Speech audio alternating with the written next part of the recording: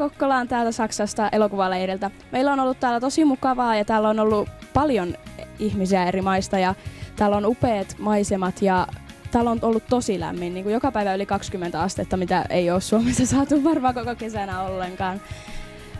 Tänään saatiin kuvattua ensimmäisen lyhytelokuvan ensimmäinen kohtaus, jossa sitten tapahtui vähän kaikenlaista. Ja sain olla siinä tilanteessa kuvaajan avustajana ja sitten myös äänimiehenä kyseisessä tilanteessa.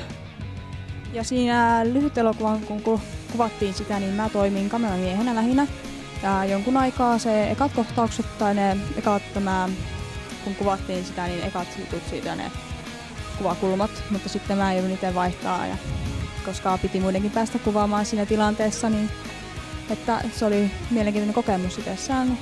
Ja sitten tänä iltana tänne leirikeskukseen tänne on tulossa kaupunginjohtaja toivottaa meidät virallisesti nyt tervetulleeksi, ja meillä on tämmöiset grillipilet täällä tiedossa sitten, että saa nähdä, että minkälaista se ruoka sitten täällä nyt on sitten illalla.